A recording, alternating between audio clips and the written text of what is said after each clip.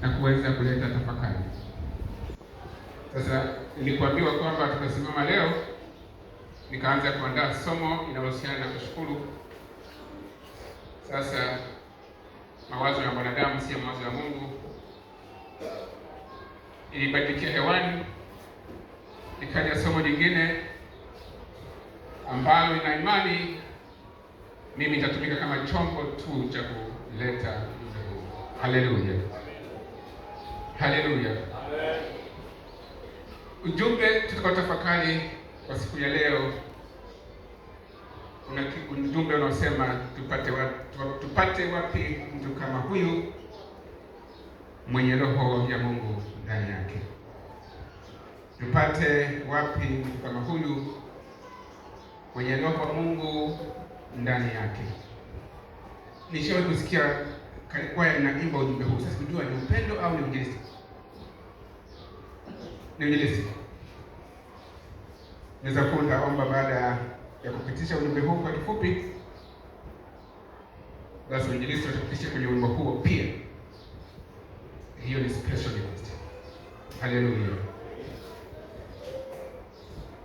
Kitabu cha Mwanzo sura ya 41 mstari wa 38 unasema, Farao akawaambia watumwa wake, tumpate wapi mtu kama huyu mwenye roho wa Mungu ndani yake? Ilikuwa ni kiulizo kile. Tarudia kuisoma. Farao akawaambia watumwa wake, tumpate wapi mtu kama huyu ambaye roho wa Mungu yu ndani yake? Sasa ukianzia kusoma mstari huu hapa huwezi kuelewa maana yake nini. Sasa sitapita kila mstari, lakini ukianzia mstari sura hiyo ya 41 mstari wa 2, Farao ambaye alikuwa ni rais wa nchi ya Misri miaka hiyo, ambaye alikuwa ni mfalme wa Misri miaka hiyo, aliota ndoto 4. Ndoto ya kwanza inapatikana katika mstari wa 2. Farao akaona ng'ombe 7 wanono wanatoka mtoni na kwenda nchi kavu kujilisha. Mstari wa 3, Farao huyo akaona ng'ombe 7 wabaya waliokonda, nao wakatoka mtoni kwenda nchi kavu. Akaamka. Kwa usingizi. Ilikuwa ni usiku. Sasa usiku saa 7 sijui. Baada ya hapo ndoto ya 3 ikaja. Ukisoma ule mstari wa 4, kabla hajaota ndoto nyingine, wale ng'ombe wembamba wakawameza au wakawala wale ng'ombe wanene. Baada hapo akaota ndoto nyingine. Mstari wa 6, akaona masuke makubwa yanatokea katika nchi ya Misri. Na baada hapo pia akaona masuke mengine membamba, kwa baada hapo yaliala yale masuke manene. Biblia inasema kusoma mstari wa 8, tukio hilo lilimtoa Farao kwenye uwepo rais wa nchi. Akatafakari, ni kitu gani hiki? Bwana asifiwe tena. Haleluya. Ibada ya kwanza ilitumia dakika 25. Saa hizi nafikiri zitazidi zaidi kwa sababu ni wakati tofauti. Bwana Yesu asifiwe tena. Asifiwe tena. Ukisoma mstari wa 8, Farao alikuwa na watumishi wake, watumwa wake. Kimsingi kusema ni watumwa wake kama rais, unasema management, unasema utawala wa ikulu. Na tukisema utawala wa ikulu tunamaanisha vyombo vyote vya ulinzi na usalama.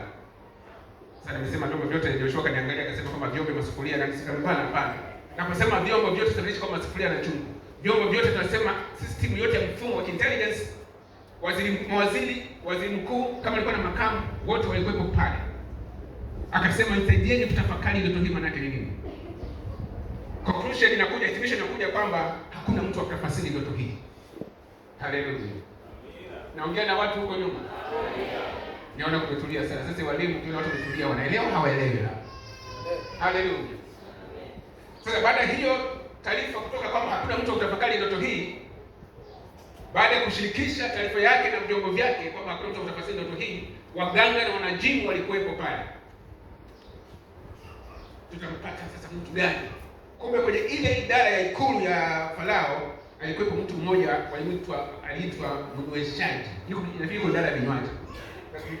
Kuna sura au bia sijui.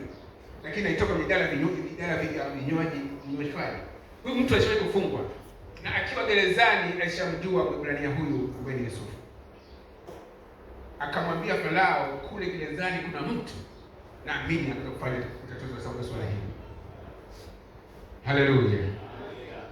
Sasa ikawa ni message, akaenda kuletwa yule mtu, akaja kwa Farao. Farao akampa full story, akampa historia yote, hizo ndoto zote 4 kwa mtiririko wake. Farao akamwahidi kwamba Mungu anayemtumikia anaweza kutoa majibu. Ukienda mstari wa 30 na mstari wa 29 41-29, Yusufu anatafsiri ile ndoto kwa Farao. Anasema, tazama, miaka 7 ya shibe inakuja katika nchi yote ya Misri. Anatafsiri zile ndoto zile, wale wanene na wembamba na kadhalika. Mstari wa 30, kisha itakuja njaa kwa miaka 7. Ukaenda pale nasema shida ile yote itasahauliwa katika nchi ya Misri na njaa itaharibu nchi. Anatafsiri Yusufu mbele ya Farao. Sasa baada ya kutoa taarifa hiyo kwamba hili tatizo linakuja hapo mbele, akaja na majibu yake. Sasa majibu yake ni yapi?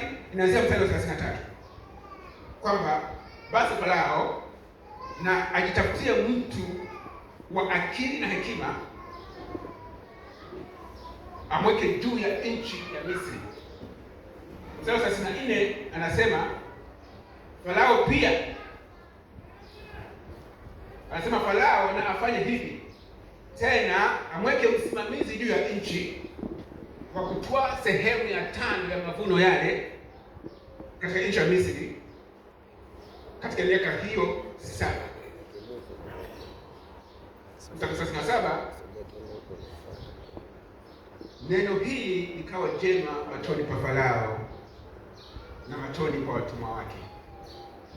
Nikatafakari, kwa nini Farao alisema atafute mtu akati ameshatatua matatizo? Kwa nini akusema mimi naomba niwe hapo?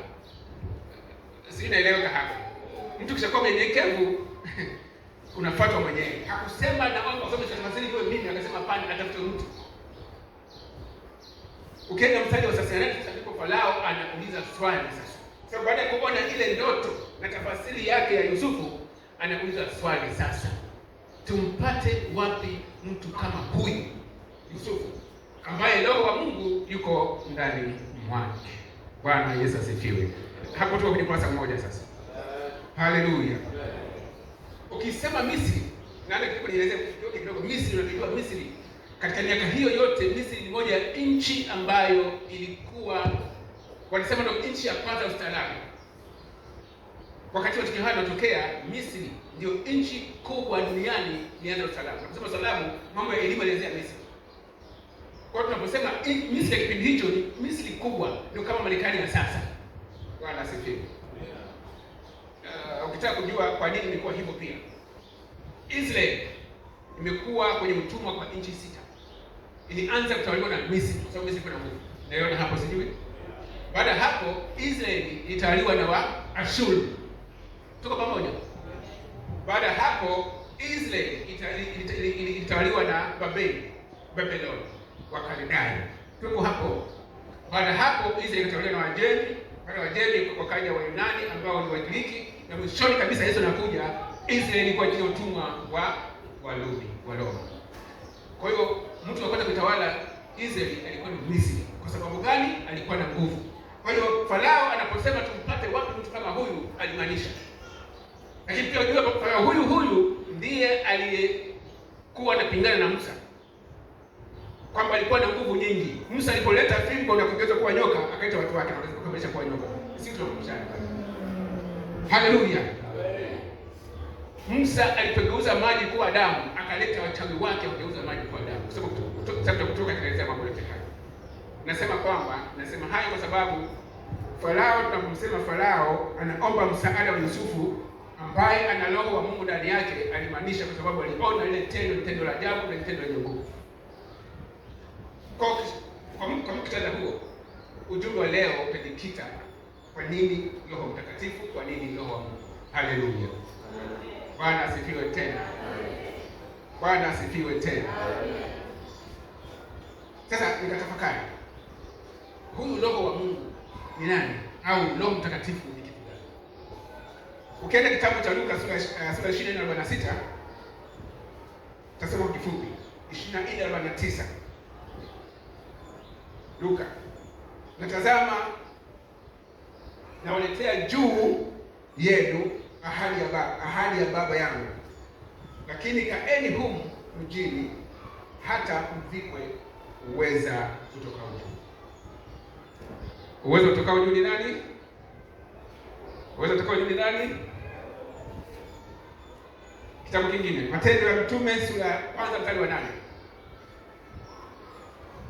Lakini mtakapopokea nguvu, akishawajilia juu yenu Roho Mtakatifu, nani mtakuwa mashahidi wangu katika Yerusalemu, katika Yahudi yote, Samaria na kadhalika.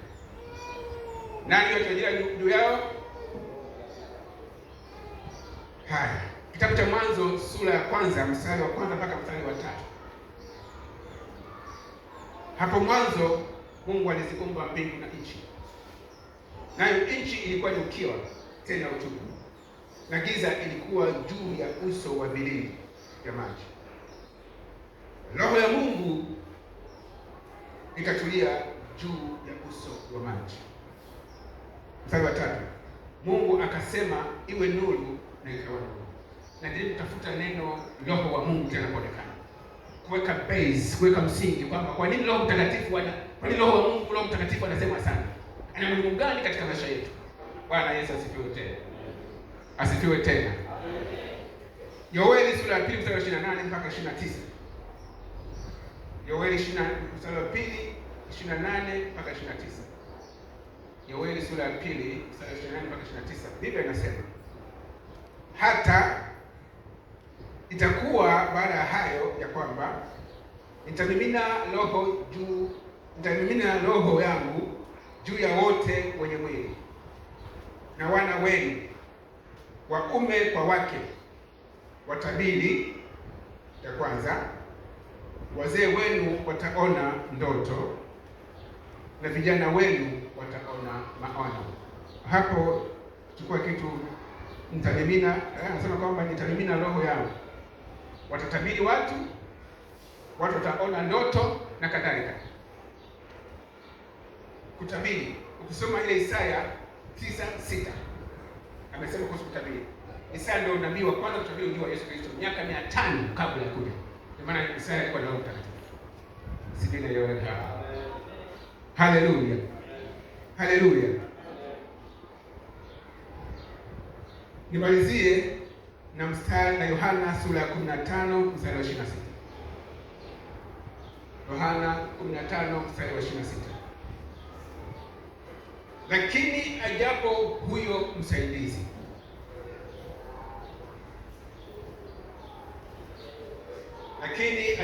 msaidizi, nitakayewapelekea kutoka kwa Baba, huyo Roho wa kweli atokaye kwa Baba, yeye atanishuhudia.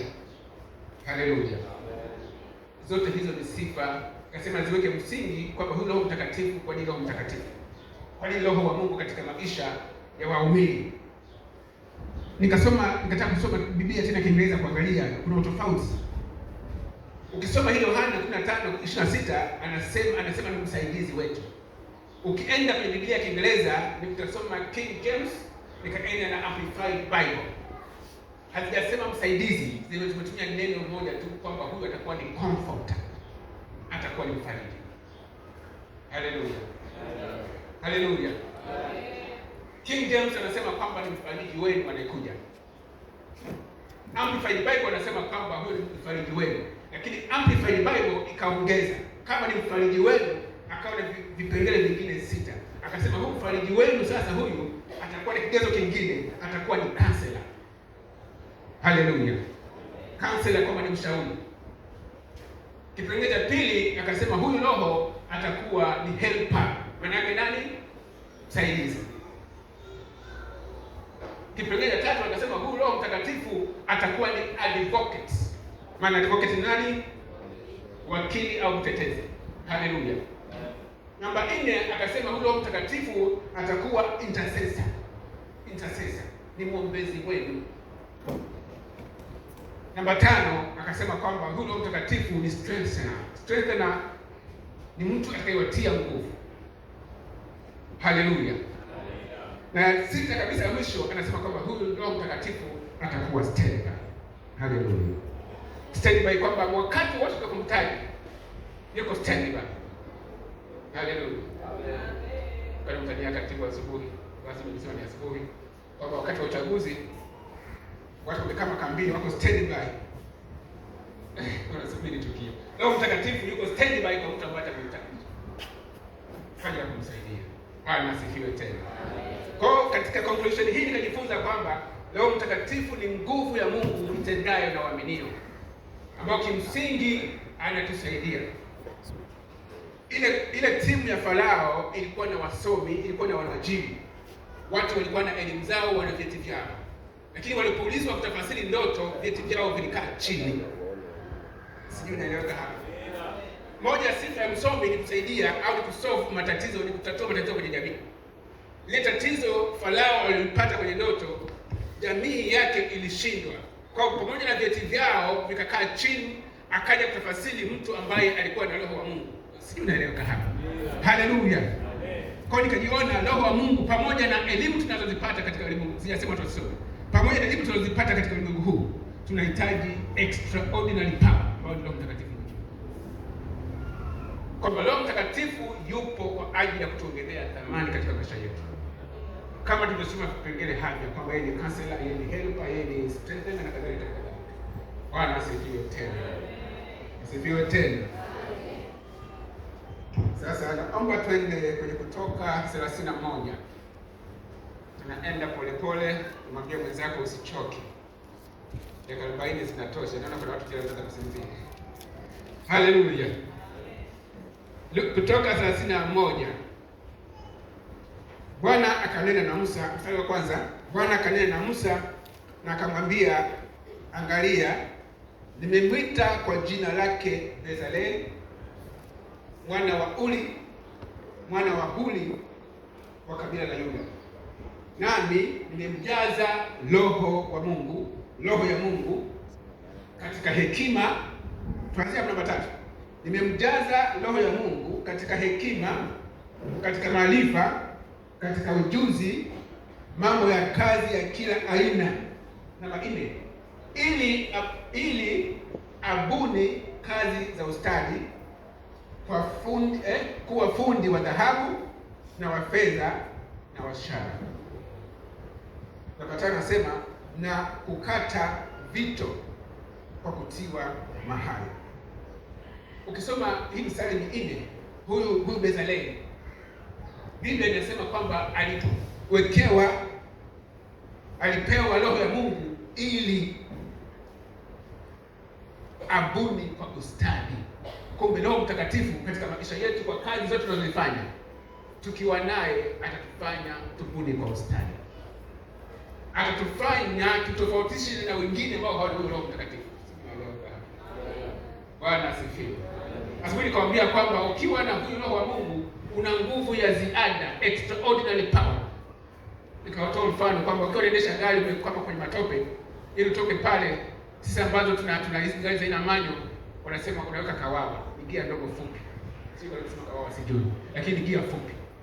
4-wheel drive ambayo inakutoa. Sasa Roho Mtakatifu katika maisha yetu ni nguvu ambayo inatusaidia katika mkutano huu wa Bezaleli kwamba itampa aweze kubuni kazi yake vizuri, itampa ustadi mzuri, inamfanya awe kwangu vingine.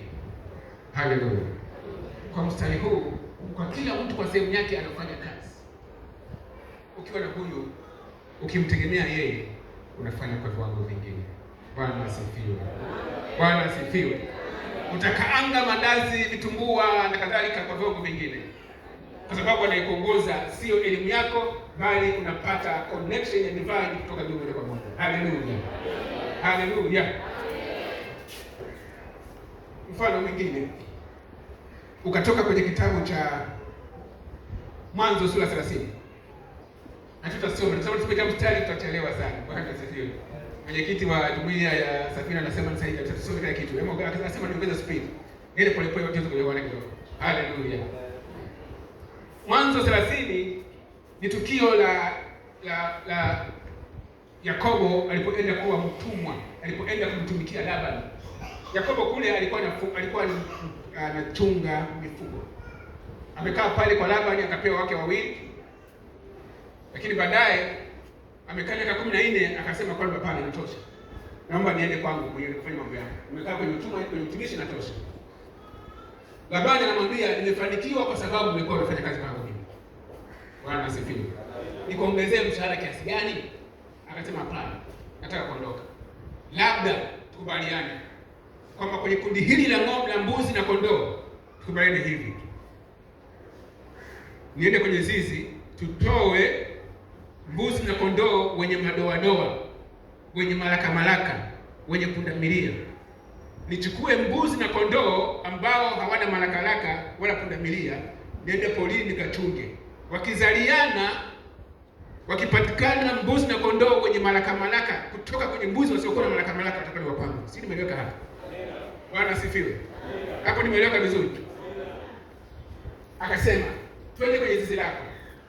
Nichukue mbuzi na kondoo wasiokuwa na madoa, nikachunge. Nikaenda kuchunga, tukapata mbuzi na kondoo wenye madoa, huko nikapata kuchunga. Wakitoka kwenye mama na baba wasiokuwa na madoa, watakuwa ni wa kwangu. Ambao hawana madoa watakuwa ni wapako. Bwana asifiwe. Sasa alipoenda kule kuchunga, wakakubaliana mkataba huo. Alipoenda kuchunga, Yakobo akapata divine idea, akapata wazo la kitume. Akasema sasa, kwa kuwa wote hawa hawana madoa na sisi tunataka watu wenye madoa, fanya hivi. Mstari wa 37 ile Mwanzo 30, Yakobo akachukua fito au miti ya miti mitatu. Mtu wa kwanza anaitwa mluba mbichi, mtu wa pili anaitwa mlozi, na mtu wa tatu anaitwa mwaloni. Yakobo akachukua hiyo miti mitatu, akaitoa maganda ili iweze kuwa na nini? Hizi kuonekana nini? Ionekane kama kuna weupe au madoa. Sisi naeleweka pale. Natamani leo nieleweke hapa. Baada ya kuchukua hiyo miti mitatu akatoa yale maganda, kukawa na weupe, akasimika kwenye birika ambapo wale ng'ombe wanakuja kunywa wakiwa kwenye kipindi cha kupata mimba. Kwa walipoenda kunywa maji kipindi cha kupata mimba, walipopandwa na madume walikuwa wanazaa mifugo yenye madoa. Tafakari hao jinsi gani hiyo principle inaweza kufanya kazi. Sio naongea hapa. Kwa tafakari kwa jinsi ilivyo. Kwa mifugo hapo kitueleza kwamba tuambie ni taratibu upi ng'ombe ambaye hana madoa anaenda kunywa maji kwenye sehemu ya kunywa maji ambapo kuna miti hiyo mitatu ambayo imesemwa, ambayo imetolewa maganda iwe ni madoa. Mbuzi na kondoo akipandwa na watakuwa hapa. Kupata logic. Hakuna logic hapo. Hiyo ilikuwa ni divine idea. Kwa hiyo tunasema kwamba ukiwa na roho wa Mungu sasa unapata mawazo ambayo ni unique, mawazo ya kipekee ambayo mwingine akitafakari akidumisha kutoa na kusema kama hiyo inawezekana. Haleluya. Ukienda ukafanya kule mbele utaona jinsi gani watoto mifugo walizaliwa wengi katika mfumo huu wenye madoa. Na baadaye ukisoma Biblia sasa Yakobo akawa tajiri mkubwa kwa sababu walipatikana mifugo wengi katika utaratibu huu. Maisha hiyo. Haleluya. Haleluya. Niseme nini katika kitabu cha Wafalme wa Pili sura ya 4? Wafalme wa Pili sura ya 4 tunakutana na tukio lingine ambalo ni tukio la mama ambaye mume wake alikuwa amefariki. Mume wake alipofariki, mume wake aliacha madeni. Aliacha madeni. Huyu mama mbaki ni mama, anasema mama nini? Mjane basi. Sasa yule mume wake ambaye alikuwa ni mtumishi wa Mungu alipofariki, wale walikuwa na mdai mume wake wakaja wakasema, hapana, sasa mume wako alifariki lakini sisi tunamdai. Tunahitaji kuchukua watoto wako wawili tukafanye kwa nini? Kwa nini? Kwa nini? Kwa watu. Haleluya. Sasa yule mama akapata taharuki, akasema sasa mume wangu amekuwa ni mtumishi na mimi namtegemea Mungu, tafanyaje katika hili? Akamtafuta mtu aliyekuwa roho wa Mungu anaitwa Elisha. Alipoenda Elisha kumpa hiyo tukio, Elisha akamuuliza, sasa mimi nifanyeje? Akamuuliza, kuna kitu gani nyumbani kwako? Akasema sina kitu chochote. Baadaye akakumbuka akasema, kumbe na chupa moja ya mafuta. Bwana asifiwe. Chupa ya mafuta. Kwa hiyo yule Elisha akamwambia, nenda kaazime vyombo kwa majirani kwa jinsi unavyoweza. Alafu jifungie ndani kwako. Uanze kumimina mafuta kutoka kwenye chupa moja kwenda kwenye vyombo vingine. Sasa Biblia haijasema ni vyombo kiasi gani, lakini huyu mama yeye anasema moja kwa moja ana chupa moja ya mafuta. Tuchukue mfano ni lita 1.5 ya. Huyu mama ameenda kuazima madumu mangapi? Alikusema ni madumu mangapi? Lakini alienda kuazima vyombo vingi kwa majirani kama vile. Kwa anaanza kuchukua ile chupa, anamimina kwenye zile ndoo, chukua ndoo 7, ndoo 8, ndoo 10. Anamimina mafuta hayaishi kwenye ile chupa. Mpaka vile vyombo vilipojaa ndipo ile mafuta kakatika. Tafakari. Sio kama. Haleluya. Haleluya. Tunaongelea jinsi gani Roho Mtakatifu anaweza kufanya mambo ya ajabu katika maisha yetu. Elisha alijulikana alikuwa ni mtumishi wa Mungu katika mfumo wake wa kuonesha. Kwa kwenye ile divine, kwenye upako ule wa nguvu za Mungu, aliweza kusababisha mafuta yakatoka kwenye chupa moja yakajaza vyombo vingi katika utaratibu ambao huko. Ndio maana tunakazania uwepo wa Roho Mtakatifu katika maisha yetu. Bwana asifiwe tena. Asifiwe tena. Haleluya. Haleluya. Mfano iko mingi. Tumalizane mfano wapi? Mfano wa Petro. Matendo ya Mitume sura ya 12. Matendo ya Mitume sura ya 12 ni tukio ambalo linaonyesha kipindi kile Petro akiwa Yerusalemu anafanya uinjilisti. Ule uinjilisti alikuwa akiufanya ulimkasirisha mfalme wa nchi ile, alikuwa ni Herode. Herode akasema kwamba hapana, hiyo dini unaifanya na utaratibu wetu wako hivyo. Akakamatwa, akawekwa rumande, akawekwa mahabusu, akawekwa loka. Biblia inasema kutokana na utaratibu uliokuwepo na tuhuma hiyo kubwa, Petro alilindwa na maaskari wa 4 makundi manne. Wako ngapi? Kwa hiyo hesabu hiyo chafu. Makundi manne yanamlinda Petro kwa sababu alikuwa ni mtu ambaye anatakiwa asitoke, kwa sababu alitaka kufanywa maonyesho kwenye siku ya Pasaka. Biblia inasoma inaniambia msalibani kwamba baada ya tukio hilo kutokea, kanisa likamwita Mungu wao, Mungu wa Israeli. Roho Mtakatifu akashuka. Ghafla malaika akatumwa kwenda kwenye mahali ambapo Petro alifungwa. Mwanga ukamulika, akamwambia simama, amka, tuondoke zetu. Haleluya. Petro anatoka gerezani, anakuja, wale askari Biblia haijasema sio wamesinzia, julikani walikuwa kwa wapi. Anafika kwenye mlango wa mwisho, unajifungua wenyewe. Zaidi kaenda benki pale, angefanya ni benki kwenye mlango pale, mlango unajiachia wenyewe. Sasa hiyo ndio utaratibu huu ulifanyika. Sasa miaka hiyo ni kama hiyo teknolojia iko. Lakini Biblia inasema Petro alitoka pale kwa mlango kujifungua wenyewe. Tafakari imetokea hicho kitu. Bwana asifiwe tena. Asifiwe tena. Nimesema ifanye yote hiyo kuanzia Yusufu tumpate wapi mtu huyu, kuelezea jinsi gani Farao alivyosema tumpate mtu wapi mwenye roho wa Mungu ndani yake. Kumbe sasa nahitimisha, katika maisha tunayoishi, roho wa Mungu kama msaidizi katika maisha yetu tunamhitaji sana. Tunamhitaji kwenye ngazi ya familia mpaka kwenye ngazi ya taifa. Narudia, huyu roho tunamhitaji kuanzia kwenye ngazi ya familia mpaka kwenye ngazi ya taifa. Kwa sababu nimeweka mfano nikasema, wajuzi nimeenda kwenye mahakama moja ya suluhisho hapa Dar es Salaam, sikaitaja kwa ajili ya taratibu. Hiyo mahakama ya usuluhishi nimekuta pale ground floor na ghorofa ya kwanza, nimekuta watu wengi sana wamekaa chini. Ofisa tuko naye nikamuuliza, mbona kuna watu wengi? Akasema, kwani kuna nini? Kila siku watu ni hivi tu. Kuna issue ni nini? Akasema, kuna watu wote hawa wengi, 90% watu hawa ni watu ambao wamekuja kufaili kuachana. Yes. Nikaogopa. Moyo wangu ukainama chini. Wote hawa wanakuja kuachana. Kulikoni? Nasema ni mambo ya ajabu. Nikatafakari, kama watu hawa kwenye familia, leo familia tukiwa na huyo Roho Mtakatifu, kuachana kama mshindano, sema nani? Watu wanapoachana kama mshindano. Tukiwa na huyo Roho Mtakatifu atatushauri, atatukansa. Mmoja akipanda juu, mwingine atashuka chini ili kumalizia. Kama mmoja akipanda juu, mwingine ataomba msamaha. Kwa hiyo tunamhitaji Roho Mtakatifu katika maisha yetu, katika level ya familia. Bwana asifiwe tena. Sisi naongea na watu hapa. Haleluya. Haleluya. Thamani ya Roho Mtakatifu ni muhimu sana katika maisha ya binti, ya mama, ya baba na kadhalika. Huko makazi tunakaa na vijana wadogo ambao wametoka vioni, wamepata kazi miaka 30, 21, namuuliza, vipi kazi utapata lini? Kazi utapata lini?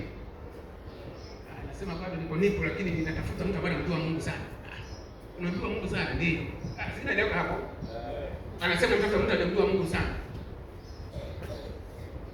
Sasa wewe mwenyewe kwanza kumjua Mungu, wewe unamjua Mungu, akasema aanze kwanza yeye, mimi nitafuata. Unaona technical hivyo. Akasema lazima mjue, akasema hapana. Hata magari moja zima, yaani kwa magari pofu linasukuma na gari zima. Kwamba nikiona mtu ambaye ameokoka ataka misikiti yake vizuri, basi watanisaidia. Nitasema hivi. Haleluya. Sije vinaeleweka vizuri. Nimesema hivyo kwamba mabinti wanahitaji kuwa na Roho wa Mungu katika maisha yao. Kwamba akiwa na Roho wa Mungu anaongeza thamani, anaongeza value.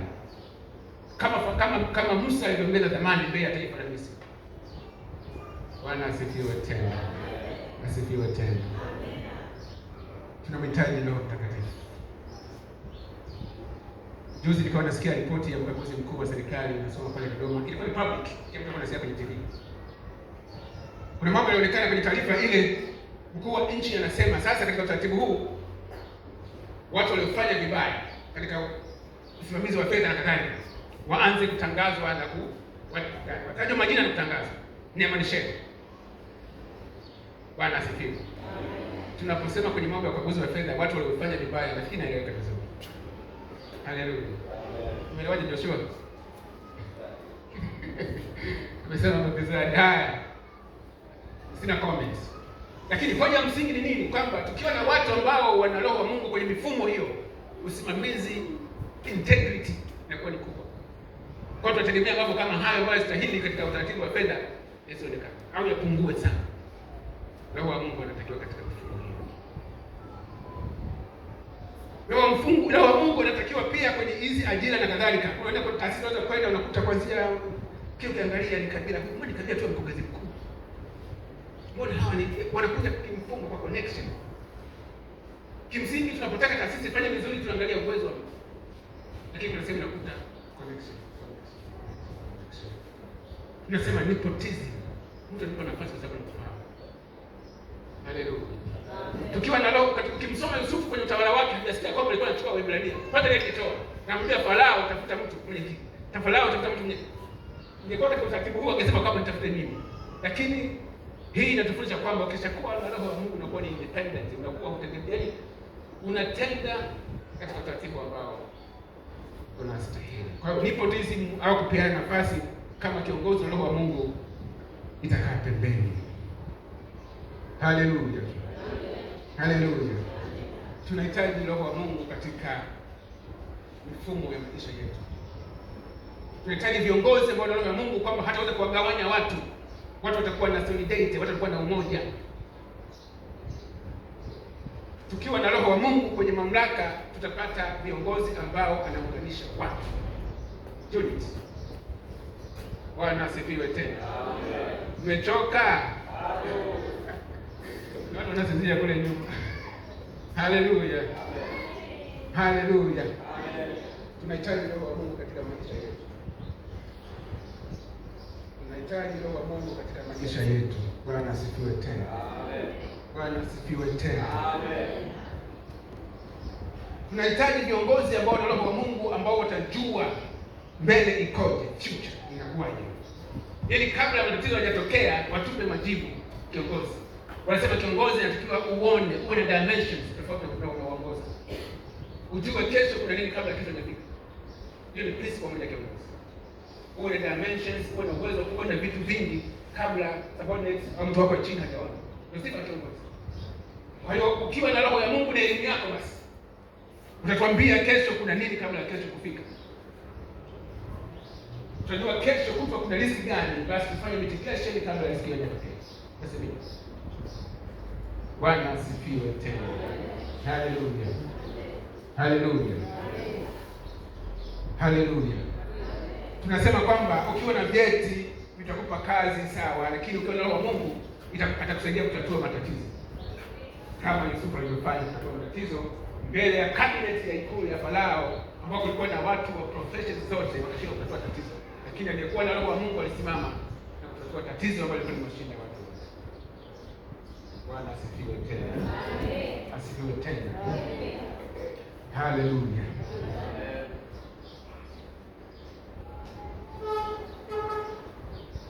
Sasa Paulo anawaandikia Wathesalonike wa kwanza sura ya 5 sura ya 19. Paulo anawaandikia Wathesalonike wa kwanza sura ya 5 sura ya 9 kwamba msimzimishe Roho Mtakatifu. Hivi ningesema kumzimisha Roho Mtakatifu ni inaeleweka? Ndio. Maana ni wale mambo ndio sio leo mchangamka Msimzimishe Roho Mtakatifu. Kwa sababu Paulo alijua wanatupesi hawa taifa gani, hawa Thesalonike. Akasema kwamba msimzimishe Roho Mtakatifu. Kwa sababu mkimzimisha Roho Mtakatifu, mkifanya asiweze kufanya kazi yake inavyopasa, huko mnapoelekea utashindwa mambo. Kwa kufanya unachokijua, lakini kisha Roho Mtakatifu anaongoza. Kwa Paulo anaiambia leo St. Paul kwamba kila muumini wa St. Paul hakikisha unapambana kupata Roho Mtakatifu. Ufanye asizime katika maisha yako. Maana kesho ina mambo mengi. Kesho ina mambo mengi. Yesu aliwaambia wanafunzi wake, msiondoke hapa mpaka mmepata uweza kutokao juu. Kwa nini alifanya hivyo? Pamoja na miaka 3.5 ambayo wanafunzi wamekaa na Yesu. Sababu Yesu baada ya huduma ya miaka 30. Ameteswa msalabani, akafa na kazikwa akiwa na miaka 33.5. Kwa hiyo wanafunzi wale wamekaa na Yesu miaka 33, miaka 3.5. Pamoja na hayo na muda wote wao wamekaa nao, bado alisema, kwa kuwa naenda mbinguni, hakikisheni msiondoke hapa mpaka mpate uwezo kutoka. Alijua shughuli anaenda kuifanya pasipokuwa na huyu ambaye ni msaidizi, mshauri, muwezeshaji, wakili wao, hawataweza kufanya hiyo kazi. Kama kitasa huo, kwa niaba ya jumuiya ya mtakatifu, jumuiya ya Safina, huo ndio ujumbe ambao tuliuandaa kwa ajili ya kanisa la leo, kwa ajili ya sherehe ya leo, kwamba kila muumini ana nafasi ya kupambana kuwa na huyu Roho wa Mungu ambaye atampa hekima,